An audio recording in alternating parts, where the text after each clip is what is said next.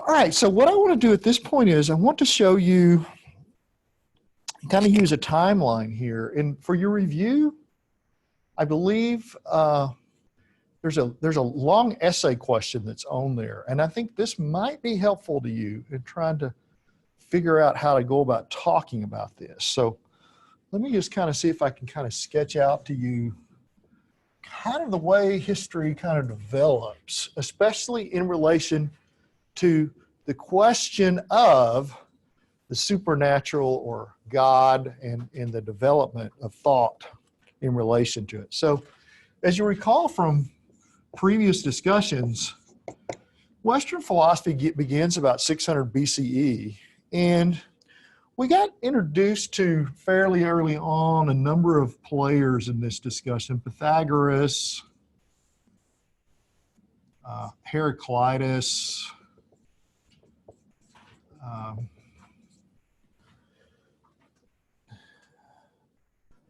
Parmenides. You can remember some of these pre-Socratic philosophers, and all of them in different ways talk about the supernatural very abstractly.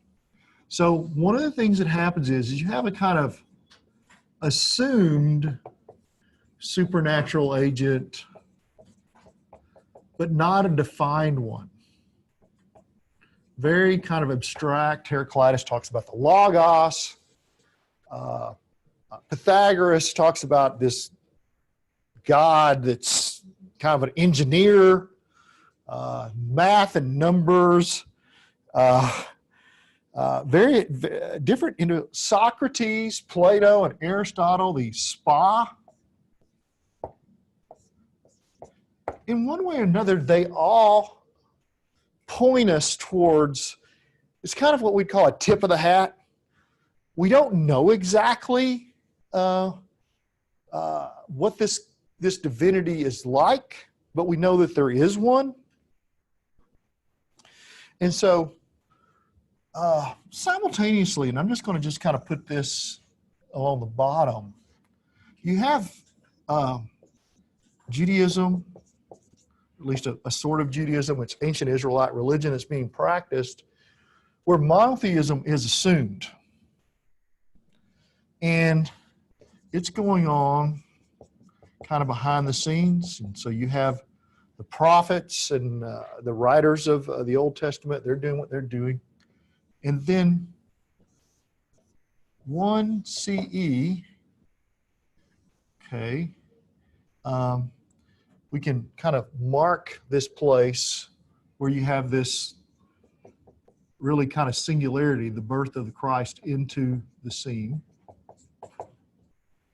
And it seems as if there begins to be a shift in thinking. It's slow, it's gradual, but that assumed supernatural agent becomes the revealed supernatural agent.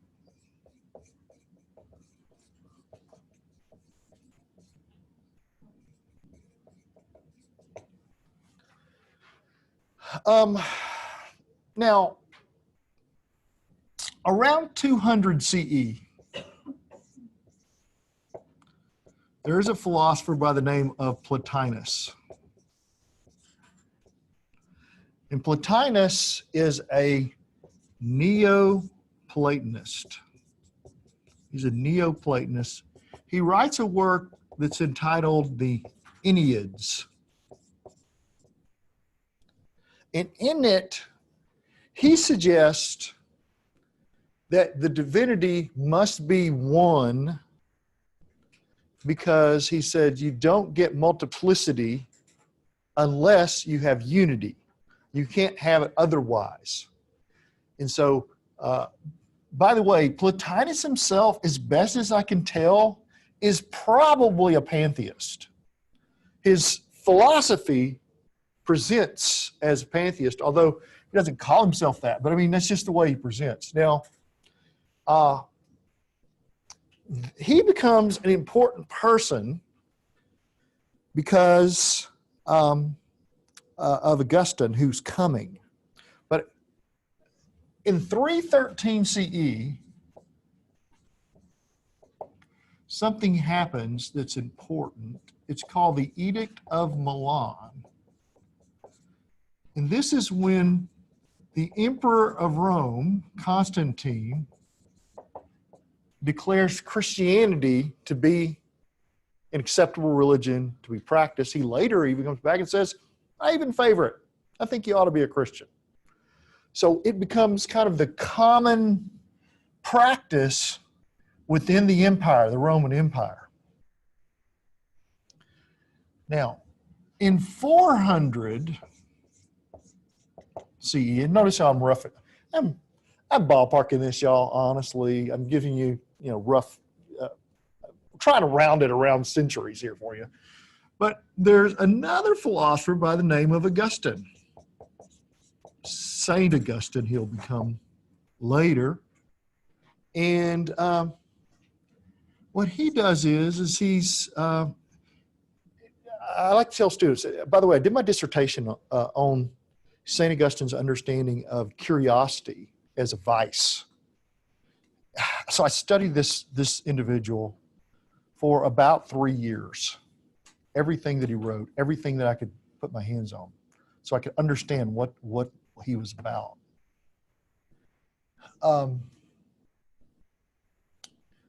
First off, you need to know he was heavily influenced by Plotinus.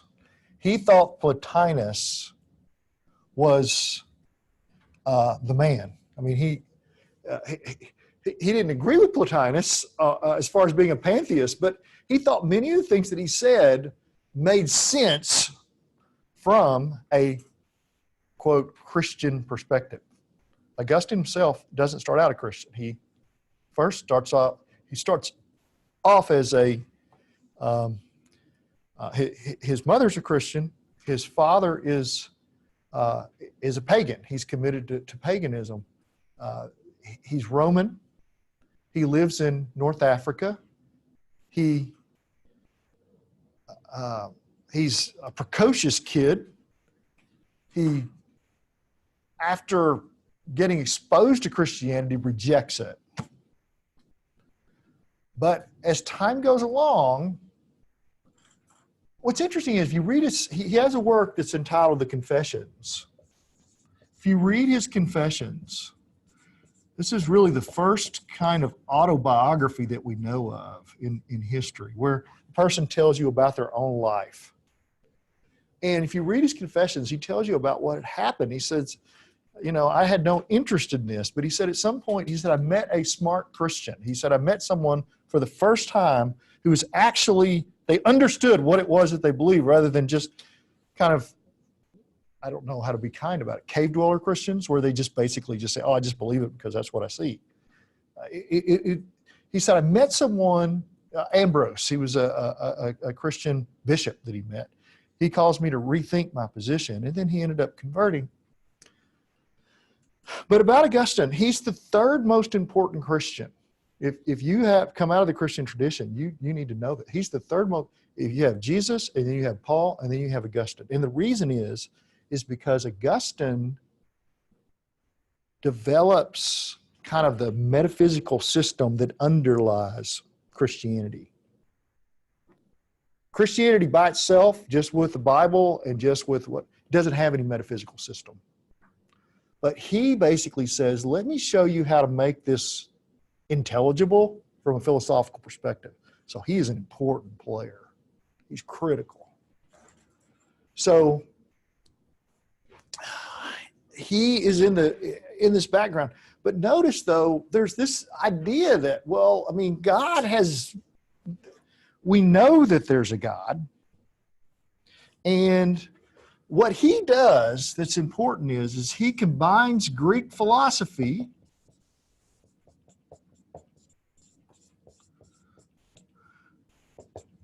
with Christian theology.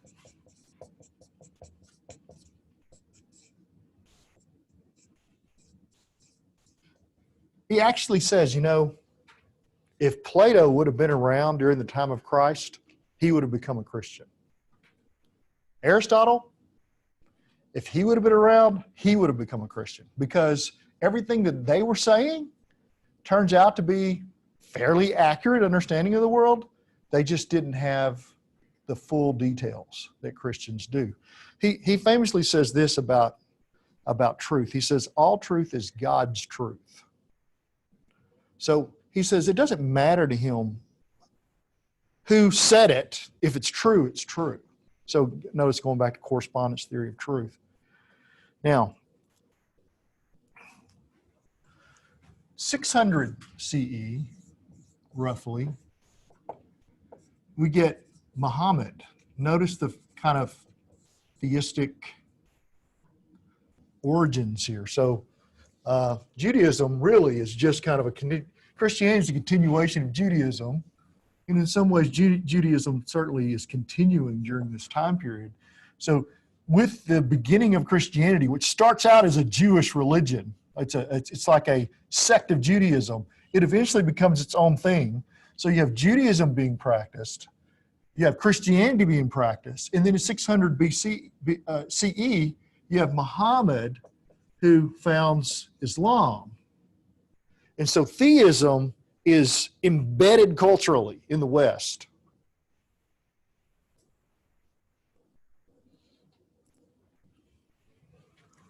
In 1100 CE,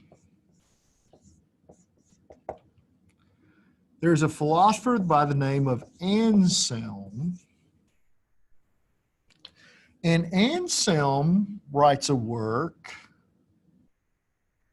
that's called the Proslogium.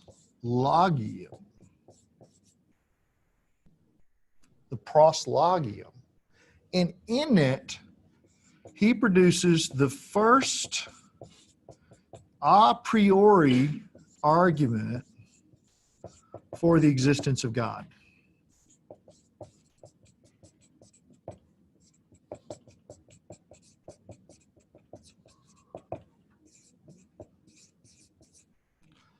Okay, so he provides the first argument.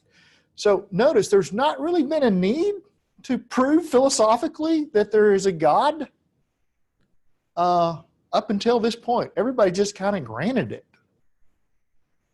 But he puts forward this argument, and it becomes kind of foundational, really, to what will follow afterwards with some other philosophers, none more important than this individual around 1200 CE named Thomas Aquinas. Thomas Aquinas will give us the 5 arguments for God's existence in a work called Summa Theologica. Summa Theologica.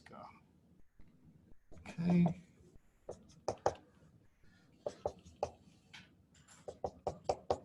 By the way, all those that I'm putting asterisks by, that's their major work. So if you needed to know that for a test or anything, might be helpful. Okay, so what we get then is a recognition, particularly within the Christian tradition of the West. Okay, we can't just keep saying, well, we believe this on faith. We need to show how it's reasonable to believe in the existence of God. See, philosophers, faith's fine and all, but what are your reasons? So it doesn't change when you're talking about religion. You've got the same problem. And so sometimes people will tell me, and say, well, you know, I really just don't know about philosophy. I mean, I'm very religious. And I'll go, so? What does that mean? That doesn't mean anything. You're creating a false dichotomy. You're saying I can either be religious or I can be philosophical. I would say it's not either or. You should be both and. You should be both religious and philosophical if you are, because then you have a well-reasoned faith, a reasonable faith, rather than an irrational one.